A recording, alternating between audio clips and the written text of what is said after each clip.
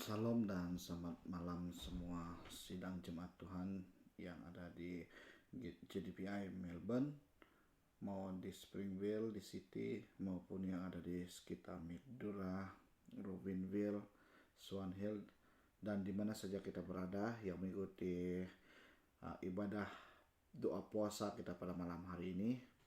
Kita percaya bahwa Tuhan itu sangat baik bagi kita. Kita percaya bahwa Tuhan setia dalam mendengarkan doa-doa kita yang selalu kita serukan, selalu kita naikkan kepada Tuhan, dan Tuhan setia menjawab segala keluh kesah kehidupan kita karena Tuhan itu sangat baik bagi kita.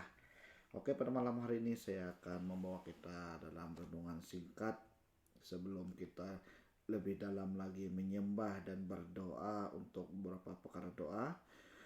Sebagai landasan doa kita pada malam hari ini, mari kita membuka dalam firman Tuhan yang terdapat dalam Lukas pasal yang ke-12 ayat yang ke-35 hingga ke-39.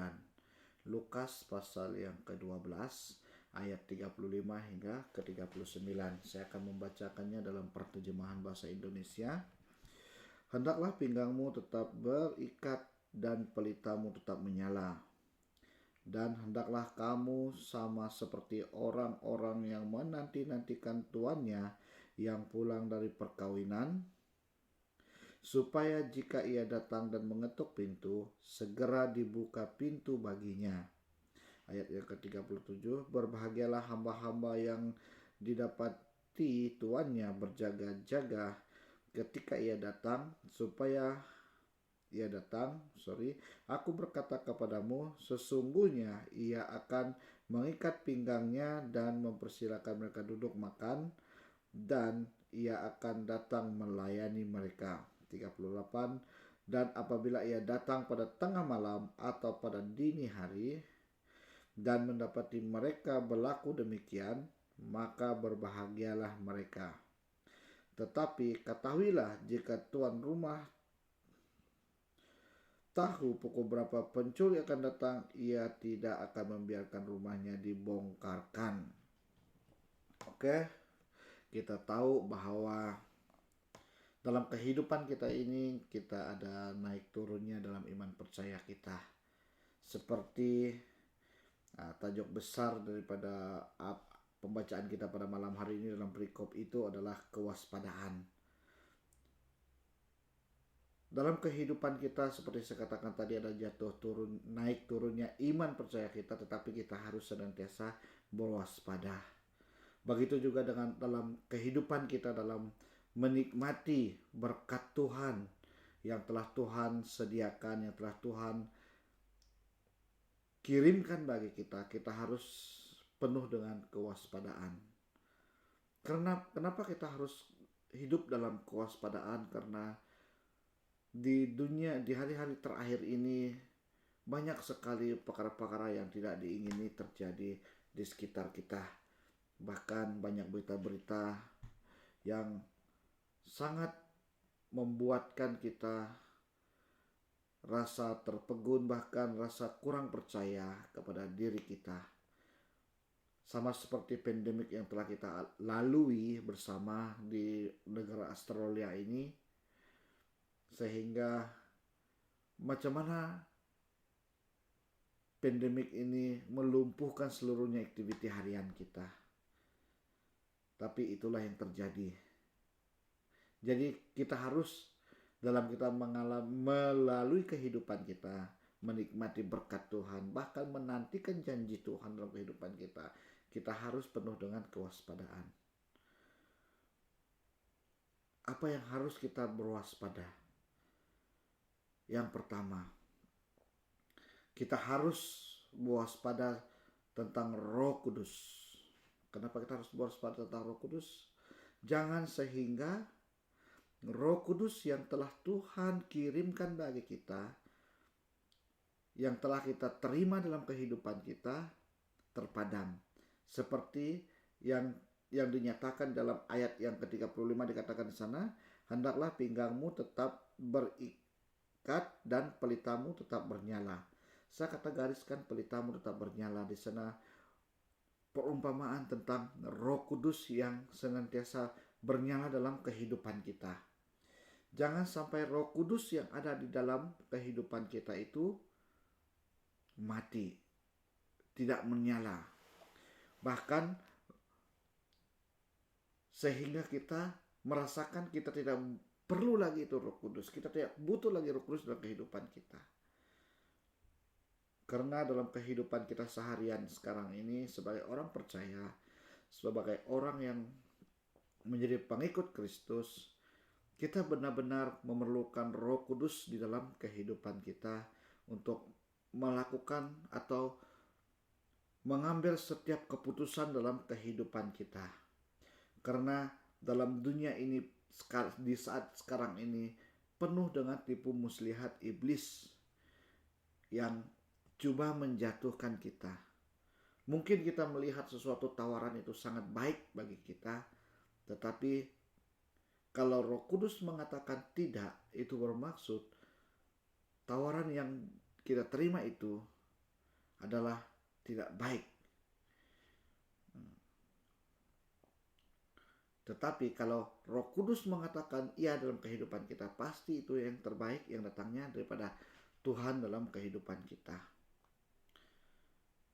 Jadi begitu juga dengan kehidupan seharian kita. Kita sangat-sangat perlukan Roh Kudus dalam kehidupan kita.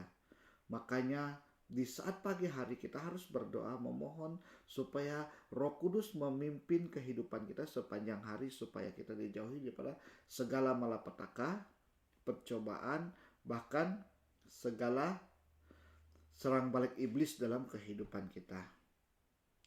Nah, kita harus berwaspada supaya jangan sampai kita mengecewakan Roh Kudus dalam kehidupan kita.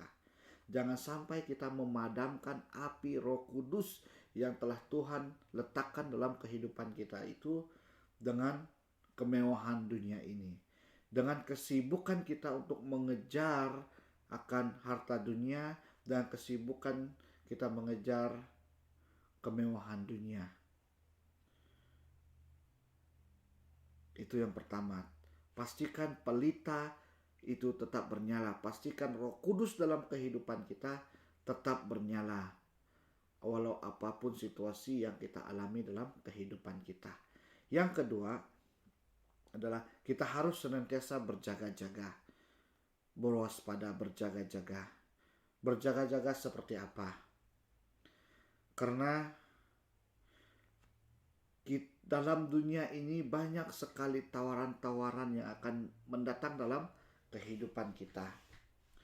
Tawaran-tawaran yang seperti sangat baik. Tawaran-tawaran yang seperti memberi satu kepuasan bagi kehidupan kita. Tetapi tidak baik bagi iman percaya kita. Bahkan menjauhkan kita daripada pertemuan-pertemuan ibadah kita. Bahkan menjauhkan kita daripada kesibukan kita dengan Tuhan. Sehingga hubungan kita dengan Tuhan mulai menjadi renggang. Dan bila masanya Tuhan mencari kita, kita tiada di posisi kita. Tetapi kita sedang leka dalam zona nyaman kita. Bahkan sedang jauh daripada Tuhan. Karena kita percaya iblis tidak senang dengan setiapnya orang-orang percaya yang setia, bahkan yang senantiasa mencari Tuhan dalam kehidupan mereka. Kalau kita membaca di dalam 1 Petrus pasal yang kelima ayat yang ke-8 mengatakan, sedarlah dan berjaga-jagalah, dikatakan di sana. Lawanmu si iblis berjalan keliling sama seperti singa yang mengaum-ngaum dan mencari orang yang dapat ditelannya. Sedikit kita lalai, sedikit kita jauh daripada Tuhan, iblis seperti singa yang mengaum ini akan datang dan menelan kita. Bukan secara pribadi kita ditelan, tapi roh kita, kehidupan kita, kita akan mulai menjauh daripada Tuhan. Bahkan kedagingan kita akan diikat. Maka itulah pentingnya kita untuk senantiasa setia di dalam doa dan berpuasa. Kenapa kita harus berpuasa? Kenapa kita tidak sekadar berdoa? Karena masa kita berpuasa itu melemahkan daging kita dan roh kita akan menjadi kuat. Maka apabila kita berdoa dalam masa kita berpuasa, maka Roh Kudus yang akan berkuasa. Nah, karena daging kita sudah lemah bila dalam kita berpuasa. Maka pentingnya sebagai seorang Kristen kita harus setia dalam berpuasa dan berdoa supaya kita dapat menjaga kehidupan kita. Dan saya percaya sekarang semua akan kembali normal. Kita akan bekerja, semua aktiviti akan berjalan seperti biasa. Mari jangan kita sibukkan diri kita dengan hal-hal yang tidak menyenangkan hati Tuhan. Tetapi mari kita ambil inisiatif dalam kehidupan kita. Mari kita bersama-sama menjaga kehidupan kita di hadapan Tuhan. Karena firman Tuhan mengatakan, carilah dulu kerajaan Allah, maka semuanya itu akan ditambahkan bagimu. Sekiranya Anda mengutamakan Tuhan dalam kehidupan Anda, apa saja yang Anda minta, percayalah Anda akan memperolehinya. Secara pribadi, saya sangat terkesan bila mendengar khotbah Ibu beberapa minggu yang lalu mengatakan, ucapkan firman dalam kehidupan Anda. Apa firman yang ada dalam mulut Anda? Nah, bagi saya secara pribadi, saya seringkali mengucapkan carilah dulu kerajaan Allah, maka semuanya akan ditambah. Kalau kita maksudnya di sana, kalau saya mengutamakan Tuhan dalam kehidupan saya meletakkan Tuhan yang nomor satu dalam kehidupan saya tidak perlu risau tentang apa yang akan terjadi di belakang saya, karena Tuhan akan menambahkan segala sesuatu dalam kehidupan saya. Apa yang saya butuhkan, apa yang saya perlukan, pasti Tuhan akan tambahkan dalam kehidupan saya. Karena itu adalah perintah dan janjinya Tuhan. Tuhan memerintahkan saya untuk mencari kerajaan surga terlebih dahulu. Dan Tuhan berjanji akan menambahkan segala sesuatu. Maka kita tidak perlu mengejar berkat, tetapi berkat itu sendiri akan datang dalam kehidupan kita. Karena Tuhan kita sangat baik dalam kehidupan kita. Jadi kesimpulannya di sini, saudara-saudari semua, mari kita sama-sama menjaga kehidupan kita di saat ini, mulai pada malam hari ini.